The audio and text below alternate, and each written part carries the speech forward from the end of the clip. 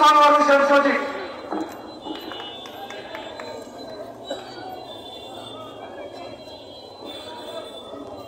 বিসমিল্লাহির রহমানির রহিম।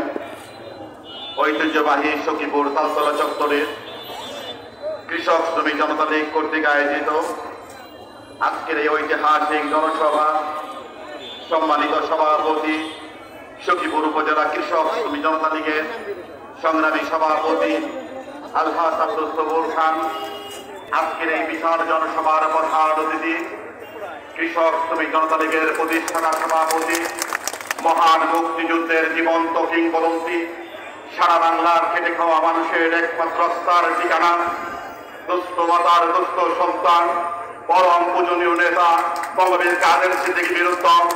আজকের এই সভায় উপস্থিত আছেন জাতির শ্রেষ্ঠ সন্তান বীর মুক্তিযোদ্ধা বৃন্দ, কেন্দ্রীয় জেলা উপজেলা পর্যায়ের নেতৃবৃন্দ, সখীপুর 10টি ইউনিয়ন থেকে আগত কৃষক শ্রমিক জনতা লীগের সংগ্রামী নেতৃবৃন্দ এবং সখীপুরের বীর বিক্রম জনতা, সকলকে আমার আন্তরিক শুভেচ্ছা এবং অভিনন্দন জানিয়ে আমি সংক্ষিপ্ত পরিসরে দু চারটি কথা উপস্থাপন করতে চাই। প্রিয় বন্ধুরা, আজকে এমন একটি দিন আমরা এই জায়গায় দাঁড়িয়েছি। আজকে 19শে আগস্ট 2024। এবার একটি নাটকীয় মাস বাংলার ইতিহাসে। আমরা দেখেছি গত জুলাই মাসের 14 তারিখ থেকে শুরু করে গত জুলাই মাসের সারা মাস এবং আগস্টের 5 তারিখ পর্যন্ত বৈষম্য বিরোধী ছাত্র আন্দোলনের একটি বিপ্লব হয়েছে আমাদের দেশে।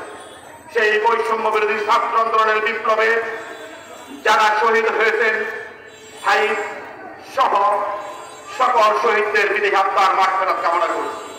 এই আগস্ট মাস জাতির জনক বঙ্গবন্ধু, হাজার বছরের শ্রেষ্ঠ বাঙালি জাতির পিতা শেখ মুজিবুর রহমানের শহীদের মাস।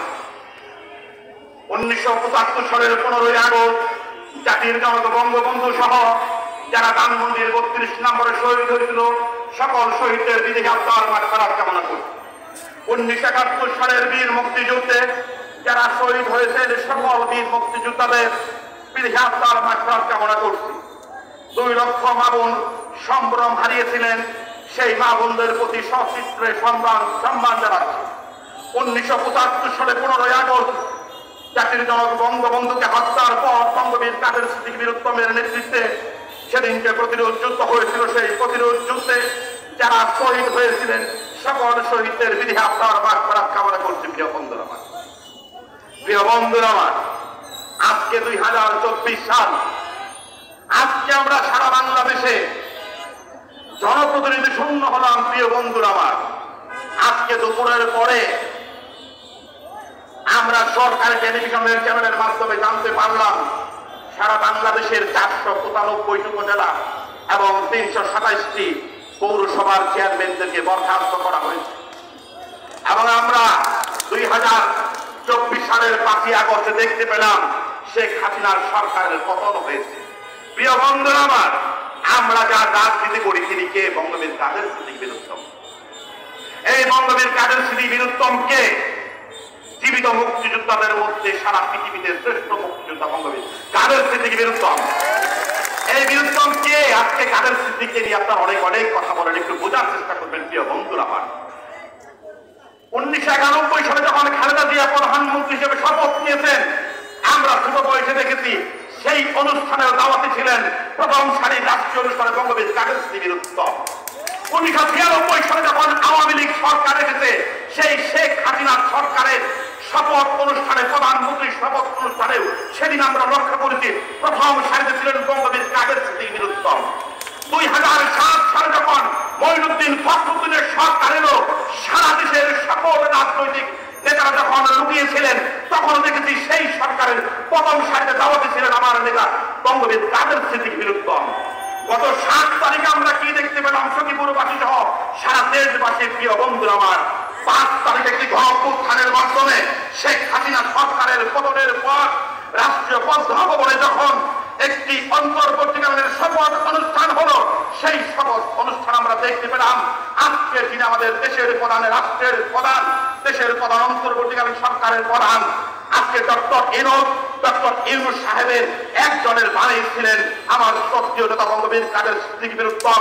আজকে বঙ্গবীর কাদের সিদ্দিকী যুগে যুগে জন্ম নেয় না, বঙ্গবীর কাদের সিদ্দিকী জন্ম নেয় জন্ম বঙ্গবীর কাদের সিদ্দিকী আজকে 17 কোটি মানুষের মধ্যে শ্রেষ্ঠ মানুষ।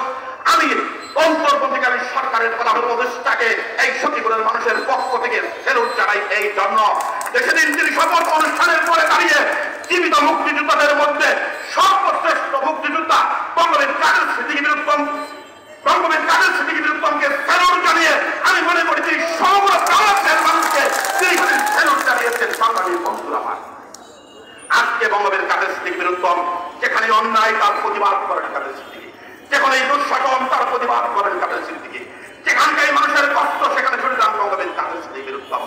বঙ্গবীর কাদের সিদ্দিকী বীরুত্তমের থেকে ধৈর্যশীল মানুষ, সাহসী মানুষ এই বাংলায় আর বিগত জন্ম নেবে না। প্রিয় বন্ধুরা আমার, এই বাংলাদেশে এক সময় নেতৃত্ব করেছেন এই অবিভক্ত বাংলায় ভারতবর্ষে হুসেন শহীদ সোহরাওয়ার্দী, শের বাংলাকে ফজলুল হক, মাওলানা আব্দুল হামিদ খান পাঠানি, শেখ মুজিবুর রহমান, শামসুল হক সহ তারপরে বাংলাদেশের মানুষ আজকে 52 বছর যাবৎ যে মুক্তিতে কণ্ঠটি সকল সময় শুনে থাকেন তার নাম হলো বঙ্গবীর কাদের সিদ্দিকী বীরুত্তম। প্রিয় বন্ধুরা, এই বঙ্গবীর কাদের সিদ্দিকী বীরুত্তমকে আজকে আপনাদেরকে জানতে হবে, বুঝতে হবে। চীনের মাও সেতুং থেকে শুরু করে বলিভিয়া, হুতিমিন এবং চেক গুয়েভারা থেকে শুরু করে সারা পৃথিবীর 7 জন গেরিলা যোদ্ধাদের মধ্যে আমার নেতা বঙ্গবীর কাদের সিদ্দিকী হলো অন্যতম সারা পৃথিবীর যোদ্ধা। আজকে সেই বঙ্গবীর কাদের সিদ্দিকী বীরুত্তমকে ছোট করে দেখার কোন সুযোগ নেই। আমার নেতার কোন লোক ছিল না, লালসা ছিল না। তিনি সকল সময় করে থাকেন আমি দেবার জন্য এসেছি, আমি দেবার জন্য আসি নাই। আমার জন্ম হয়েছে এই বাংলাদেশের জাতিকে দেবার জন্য, আমার জন্ম হয়েছে এই বাংলাদেশের নিপীড়িত নির্যাতিত মানুষের পাশে দাঁড়াবার জন্য। আমি সেই কাজটি করে যাব। আমরা বঙ্গবীর কাদের সিদ্দিকী বীরুত্তমকে এই প্রজন্মের মানুষ এই ঐতিহাসিক তালতলা চত্বরে দাঁড়িয়ে মুক্তিযুদ্ধের সূতিকা গান সখীপুরের এই মাঠে দাঁড়িয়ে স্যালুট জানাই আপনাকে বঙ্গবীর কাদের সিদ্দিকী বীরুত্তম, যাতে আপনার কণ্ঠে বলেছেন আমার জন্ম হইতে দেওয়ার জন্য, আমি নেবার জন্য আসি নাই, দেবার জন্য এসেছি। আজকে বঙ্গবীর কাদের সিদ্দিকী আপনার কাছে অনুরোধ করতে চাই, এই সখীপুরের মানুষ আমরা, সারা বাংলাদেশের মানুষ আমরা, আজকে আপনি সরকারের সকল পর্যায়ে কথা বলতে পারেন। আজকে সারা দেশ জনপ্রতিনিধি শূন্য হয়ে গেছে, দেশের জন্য কোনো বিশৃঙ্খল পরিস্থিতি সৃষ্টি না হয়, এই দেশের 17 কোটি মানুষ যেন নিরাপদে থাকতে পারে, আমরা এই সরকারের কাছে আকুল আবেদন জানাবো। দেশের পরিস্থিতি স্বাভাবিক হলে একটি গণতান্ত্রিক পন্থায় একটি সুষ্ঠু নির্বাচনের মধ্য দিয়ে সরকার পরিবর্তন হবে, সরকার গঠিত হবে। তার আগ পর্যন্ত বঙ্গবীর কাদের সিদ্দিকীর পরামর্শ যারা এই সরকার গ্রহণ করে, বঙ্গবীর কাদের সিদ্দিকীতে হলো কোন সময় লোক লোকদার দিকে তিনি খেয়াল করেন নাই। তিনি সকল সময় তারা পরামর্শ দিয়েছেন। বঙ্গবীর কাদের সিদ্দিকী বীরুত্তম জুলাই মাসের 2-3 বার বলেছিলেন এই ওবায়দুল কাদেরকে সরকার থেকে সরিয়ে দেন, কামালকে সরকার থেকে সরিয়ে দেন।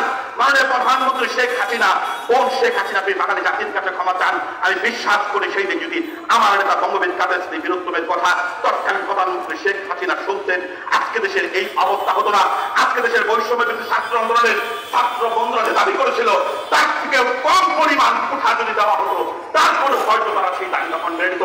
যখন এই বিচারে সেই ছাত্র জনতার উপর গুলি করা হয়েছে, আজকে আমাদের প্রশাসনের প্রায় 50 জন ভাই মারা গেছে।